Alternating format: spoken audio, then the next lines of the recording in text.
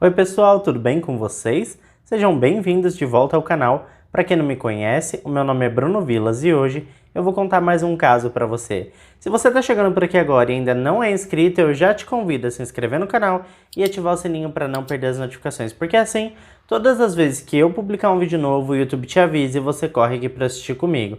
Então agora, sem mais delongas, vamos para o caso de hoje.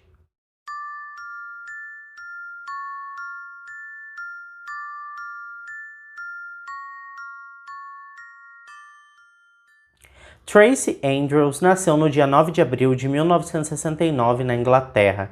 Ela tinha um irmão mais velho e também um irmão mais novo, além de diversos meio-irmãos.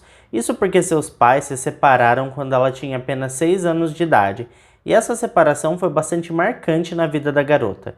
Sua mãe mais tarde se casou com outro homem, e seu pai teve outros relacionamentos.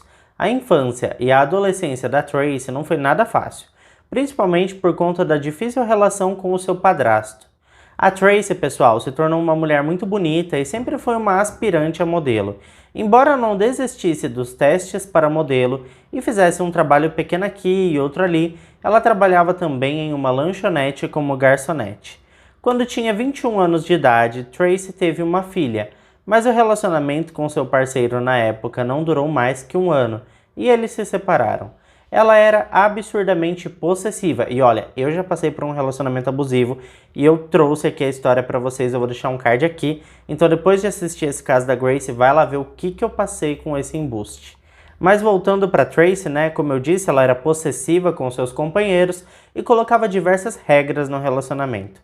Ela não gostava que eles tivessem uma vida sem ela e também não aceitava que eles saíssem de casa sem ela, principalmente para lugares como shoppings, barzinhos, encontro com amigos e colegas de trabalho. Para qualquer lugar que eles quisessem ir, teriam que levá-la junto. Muitos que a conheciam também disseram que ela tinha um temperamento cruel e que era comum as suas demonstrações agressivas e explosivas de raiva. Ela estava sempre com muita raiva. Lee Raymond Jean Harvey nasceu em 20 de setembro de 1971. E quando tinha 23 anos de idade, seu caminho se cruzou com a de Tracy.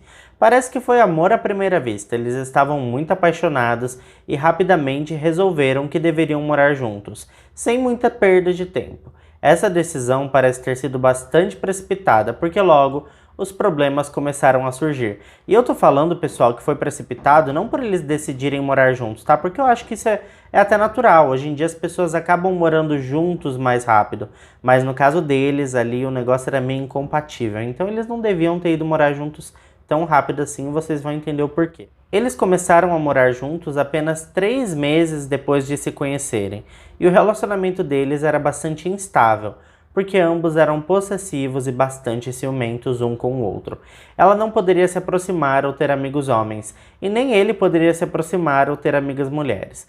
O casal apaixonado e cego de amor teve uma quantidade infinita de discussões agressivas, e os vizinhos relataram mais tarde que eles gritavam alto um com o outro durante o dia todo.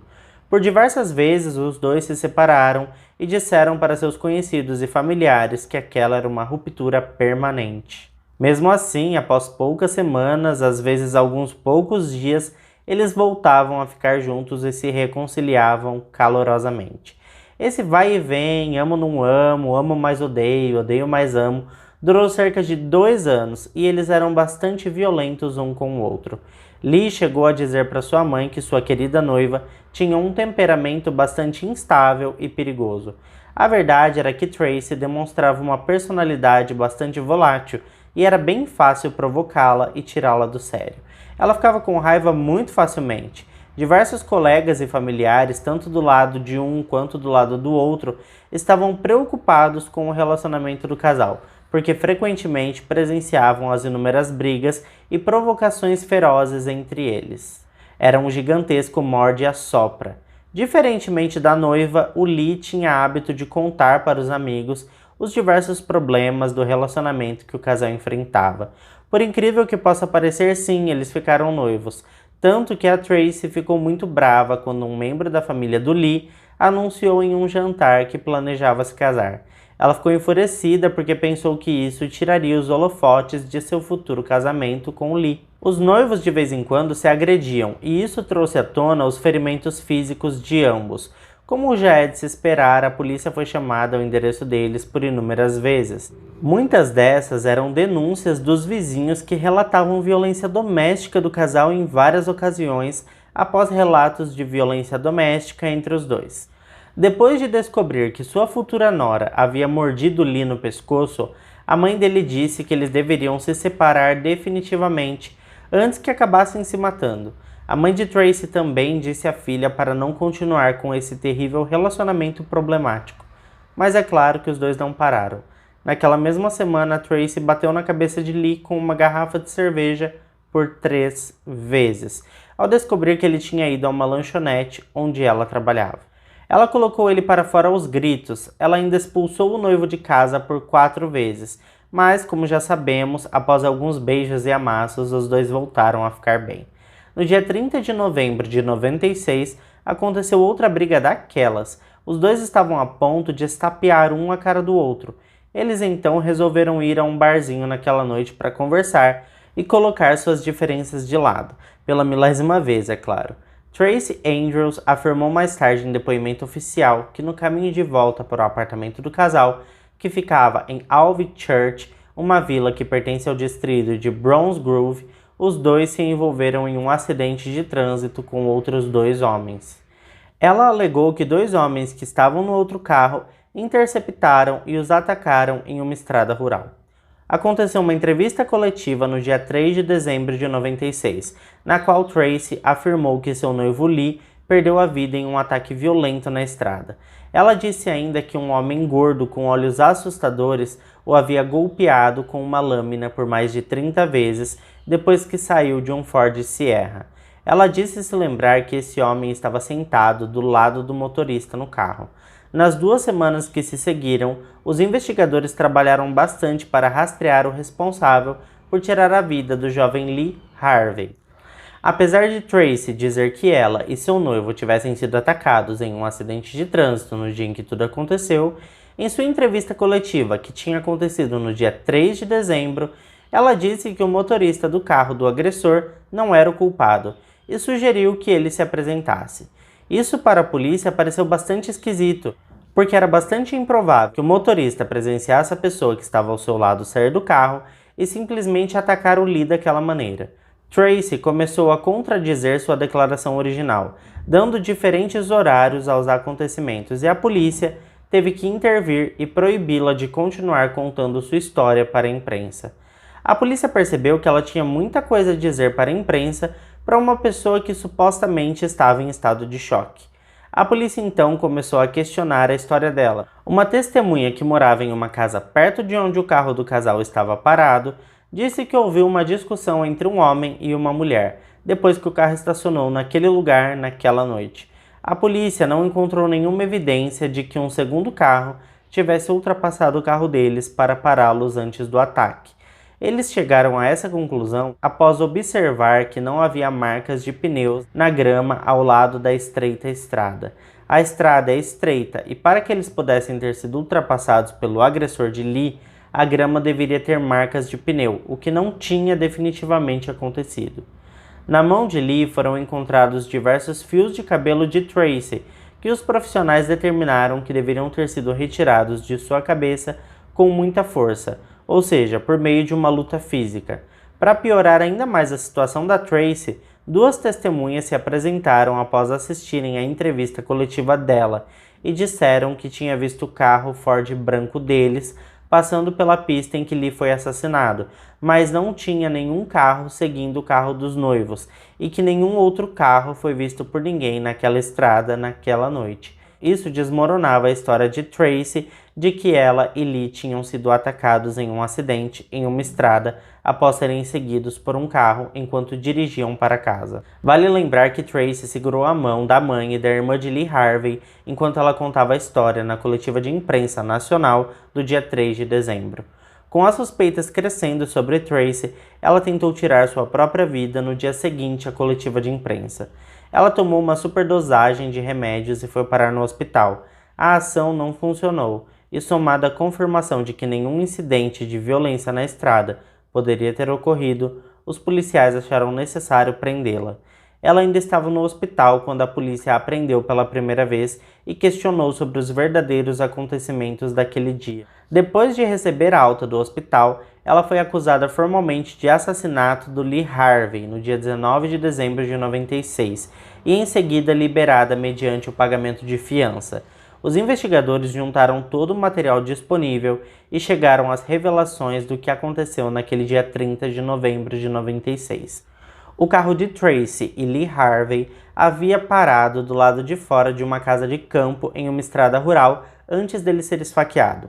A movimentação chamou a atenção de um morador que morava a poucos metros de distância. Ele foi quem descobriu Lee ferido, já no chão, e Tracy machucada e toda suja ao lado dele.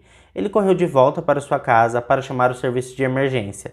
Lee foi golpeado com um canivete por Tracy nas costas, garganta e também no peito por 42 vezes. A polícia descobriu uma mancha de sangue e uma impressão digital na Tracy, o que levou as autoridades a acreditar que ela carregou a arma do crime em sua bota após o ataque e a descartou no hospital. Ainda de acordo com as investigações, assim que ela chegou ao hospital, ela ficou trancada um tempão no banheiro por razões até então desconhecidas. A polícia sugeriu que foi durante esse tempo que ela se livrou da arma do crime.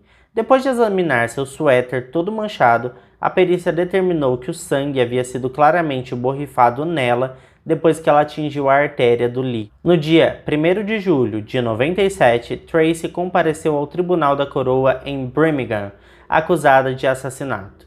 Em 29 de julho de 97, ela foi considerada culpada pela acusação. A promotoria foi implacável na apresentação de provas que desconstruíram todas as histórias de Tracy e colocaram ela em uma posição bastante desconfortável. Eles pintaram ela como uma assassina fria e impiedosa, ao dizer que houve uma brecha de 7 minutos entre o momento que Lee foi atacado até o momento que o morador local encontrou os dois. E durante esse tempo, a Tracy não fez nenhuma tentativa de chamar ajuda das casas na estrada ou de qualquer outra pessoa. A promotoria afirmou que muitos golpes em Lee foram dados nas costas, indicando que ela o havia atingido enquanto ele tentava ir embora. A mãe de Tracy afirmou após o julgamento que não conseguia entender por que sua filha havia inventado aquela história maluca. O júri deliberou e Tracy Andrews foi condenada à prisão perpétua com a possibilidade de liberdade condicional após cumprir ao menos 14 anos da pena. Como é de se esperar, ela recorreu aos tribunais superiores e apelou da sentença, usando como argumento a ideia que ela foi vítima de um erro judiciário por causa de publicidade prejudicial em torno do seu caso. Mesmo assim, pouco mais de um ano depois, em outubro de 98, o recurso foi absolutamente negado. Já em abril de 99, Tracy admitiu finalmente que foi ela que tirou a vida de seu noivo Lee Harvey e que toda a sua história havia sido inventada. Quando perguntada do porquê ela ter feito aquilo, ela mudou totalmente sua história, dizendo que ela o havia atingido porque ambos entraram em uma luta corporal e ela teve que atingi-lo com o canivete em legítima defesa. A polícia não encontrou nenhuma evidência para apoiar a afirmação dela, e essa declaração foi totalmente refutada em seguida. De acordo com informações do jornal The Sun do Reino Unido, no final de julho de 2011, aos 42 anos de idade, Tracy Andrews foi libertada da prisão Askham Grange, onde cumpria sua pena depois de cumprir 14 anos atrás das grades. Sua solicitação de liberdade condicional foi aceita e ela foi transferida para uma cidade costeira ao sul da Inglaterra. O nome da cidade não pôde ser divulgado por motivos legais. Interessante lembrar que na prisão ela teve uma namorada. Essa mulher se manifestou totalmente contrária à liberdade condicional de Tracy, dizendo que ela mantinha o mesmo comportamento possessivo e que teria a atacado quando descobriu que ela estava falando com sua ex-namorada. Ou seja, Tracy não tinha aprendido nada com sua reclusão.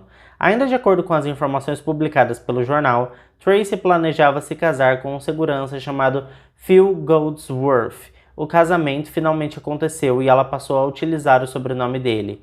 Tracy Andrews tinha recebido uma nova identidade que posteriormente ela trocou mais 2 vezes. Ela pintou seus cabelos de preto e ainda criou uma pequena polêmica. Vazaram algumas informações de que ela teria feito uma cirurgia no valor de 5.000 libras utilizando a saúde pública.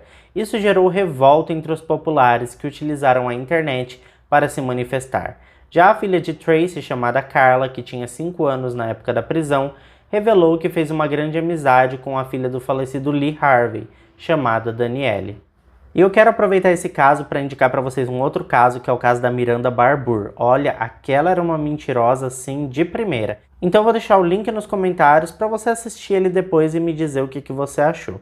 Bom, pessoal, esse foi o caso de hoje, espero que vocês tenham gostado. Se você gostou, deixa o like, que me ajuda muito a continuar trazendo esse tipo de conteúdo para você, porque quando você deixa o like, eu sei que você gostou, eu fico feliz, você fica feliz porque tem mais conteúdo e todo mundo ganha. Eu fico por aqui e até o próximo caso.